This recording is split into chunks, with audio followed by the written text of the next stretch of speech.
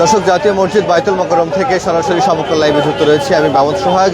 যে বিষয়টি জানাতে চাই যে আজকে বায়তুল মোকাররম মসজিদে বেশ কঠোর নিরাপত্তা নেওয়া হয়েছে, নিরাপত্তা জোরদার করা হয়েছে। যে দৃশ্য দেখাতে চাই, এখানে কিন্তু র্যাব, পুলিশ, সেনাবাহিনী পোশাকে এবং সাদা পোশাকে এরকম নিরাপত্তা দিচ্ছে। এবং একই সঙ্গে যদি বলে থাকি, যারা ব্যাগ নিয়ে মসজিদে প্রবেশ করছে তাদেরকে কিন্তু তল্লাশির মাধ্যমে, বিশেষ করে ব্যাগগুলো চেকিংয়ের মাধ্যমে ভেতরে প্রবেশ করানো হচ্ছে। তাদের সঙ্গে কথা বলেছে এবং তাদের যেমনটা বলেছেন যে মূলত একটু বাড়তি নিরাপত্তা দেওয়ার কারণে এই ব্যবস্থাগুলো নেওয়া হয়েছে। রাজধানীর বায়তুল মোকাররম দক্ষিণ গেট থেকে সরাসরি সমকাল লাইভ আপনাদের সঙ্গে যুক্ত রয়েছি।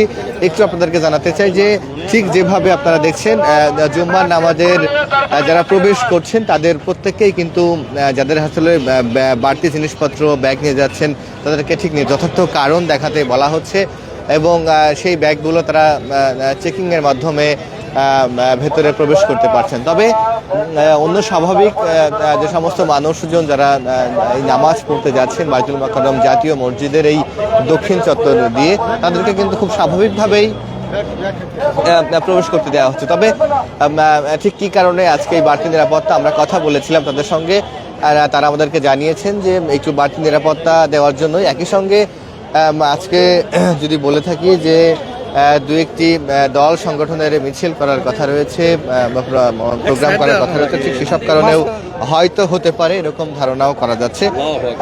ঠিক যদি বলে থাকি যে এর আগে আমরা সকাল থেকেই শুনছিলাম একটি কথা, সেটি হচ্ছে হিজবুত তাহরীর রাজধানীর বায়তুল মোকাররমের উত্তর গেটে মার্চ ফর খিলাফতের ডাক দিয়েছে। প্রেক্ষিতে ডিএমপি গতকাল জানিয়েছিল যে এক সংবাদ সম্মেলনে তারা জানিয়েছিল যে হিজবুত তাহরীর সহ নিষিদ্ধ ঘোষিত কোনো সংগঠন যদি সভা সমাবেশ কিংবা কোনো উপায়ে প্রচারণামূলক কার্যক্রম পরিচালনা করে তবে কঠোর ব্যবস্থা নেবে আইনশৃঙ্খলা রক্ষাকারী বাহিনী।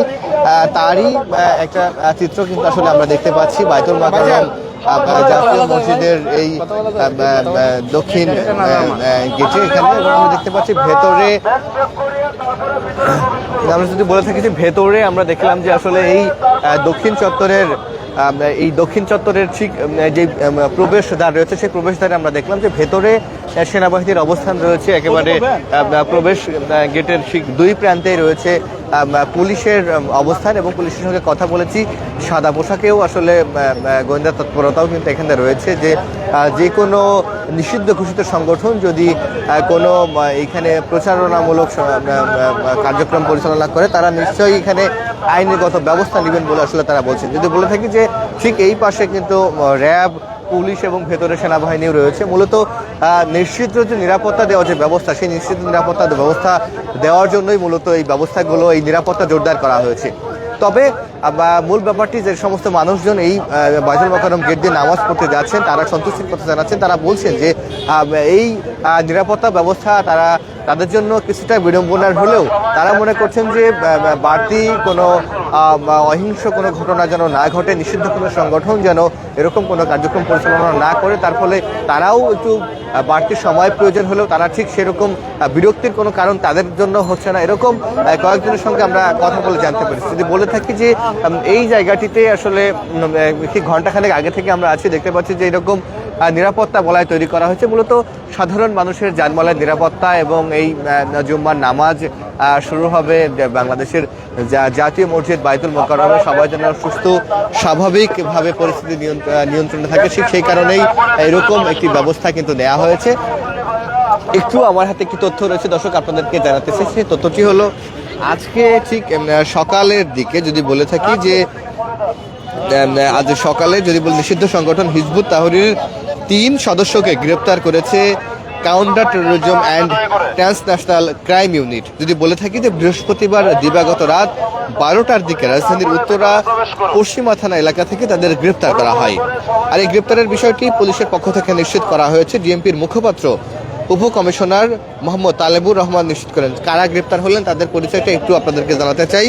মনিরুল ইসলাম 40 বছর বয়সী, মোহতাসিন বিল্লাহ 40 বছর বয়সী এবং মাহমুদুল হাসান 21 বছর বয়সী। যদি বলে থাকি যে পুলিশের একটি সূত্র আমাদেরকে বলছে গোপন সংবাদের ভিত্তিতে বৃহস্পতিবার রাতে সিসিটিসির একটি দল উত্তর পশ্চিমা থানাধীন একটি এলাকায় অভিযান চালিয়ে তাদের গ্রেফতার করে এবং তারা ওই সময় পরিকল্পনা করছিল যে বাইতুল মোকাররম মসজিদ এলাকায় মার্চ ফর খিলাফত নামক একটি সমাবেশ কিভাবে পালন করা যায় সেসব কথা। আপনি তো এখানে নামাজ পড়তে এসেছেন, এই নিরাপত্তা ব্যবস্থা দেখলেন, মানে এগুলো তো নিশ্চয়ই সন্তুষ্টির কারণ কিনা, কি বলবেন আসলে? অবশ্যই স্বাধীন বাংলাদেশে দ্বিতীয়বারের মতো বাংলাদেশ স্বাধীন হয়েছে, শেখ হাসিনা সরকারের পতন হয়েছে এবং একটি মহল বাংলাদেশকে আবারও অস্থিতিশীল করার চেষ্টা করছে। আমি মনে করি বাংলাদেশ সেনাবাহিনী, পুলিশ, র্যাব, বিজিবি সর্বস্তরের প্রশাসনিক যারা রয়েছেন সবাই মিলে নতুন বাংলাদেশকে পাহারা দিচ্ছে এবং যাতে সেই ঘাপটি মেরে থাকা স্বৈরাচারী শেখ হাসিনার প্রেতাত্মারা যেন বাংলাদেশকে অস্থিতিশীল না করতে পারে, এই বাইতুল মোকাররম থেকে বারবার যেন ইসলামের পথে মানুষকে সে আহ্বান করা হয় এবং বাংলাদেশের মানুষ যেন বুঝতে পারে কার হাতে আগামী নেতৃত্ব দিলে বাংলাদেশ সঠিক পথে থাকবে। আসলে একই কথা, আসলে যারা এখানে যাচ্ছেন তারা বলছেন যে তাদের যে সন্তুষ্টির কথা, যে চেকিং এর কথা যদি বলে থাকি, যে এইভাবেই আসলে নিষিদ্ধ নিরাপত্তা বলা যে তৈরি করা হচ্ছে, যে সমস্ত ব্যাগিংগুলো যাচ্ছে, ভারী জিনিসপত্র নেওয়া হচ্ছে, সেগুলো চেকিং এর মাধ্যমে এখান থেকে প্রবেশ করানো হচ্ছে। এই চিত্রগুলো আসলে আমরা দেখতে পাচ্ছি। আমরা একটু সামনে যে ভেতরকে থেকে আপনাদের চিত্রটা দেখাতে চাই, সেখান থেকে আসলে কি অবস্থা নিশ্চয়ই আপনারা দেখবেন। এই জায়গাটিতে যদি বলে থাকি যে একেবারে এখানে কিন্তু সেনাবাহিনীর অবস্থান দেখতে পাচ্ছি এবং পুলিশের ডিটেকটিভ ব্রাঞ্চ, সেখানে আসলে ডিটেকটিভ সদস্য, ডিএমপি সদস্য অর্থাৎ বিভিন্নভাবে সাদা পোশাকে এবং তাদের যে নিরাপত্তা বলয় তৈরি করা হয়েছে জাতীয় মসজিদ বাইতুল মোকাররম একেবারে দক্ষিণ চত্বরের কথা যদি বলি, সেই জায়গাটিতে বাইরে থেকে যে সমস্ত মানুষ প্রবেশ করছেন তাদেরকে কিন্তু এভাবেই প্রবেশ করতে দেয়া হচ্ছে। তবে যারা বিভিন্ন অতিরিক্ত জিনিসপত্র, ব্যাগপত্র নিয়ে আসছেন, আজকে একটি নিষিদ্ধ ঘোষিত সংগঠন হিজবুত তাহরীর এখানে সভা সমাবেশ করার কথা রয়েছে, যার ফলে ধারণা করা হচ্ছে যে এরকম কারণে হয়তো নিষিদ্ধ নিরাপত্তা বলয় তৈরি করা হয়েছে। একটু এই দৃশ্যটা আসলে আপনাদেরকে দেখাতে চাই। আমি আজকে বলবো যে যারা নামাজ পড়তে প্রবেশ করছেন এখানে আসলে তাদেরকে কিন্তু ঠিক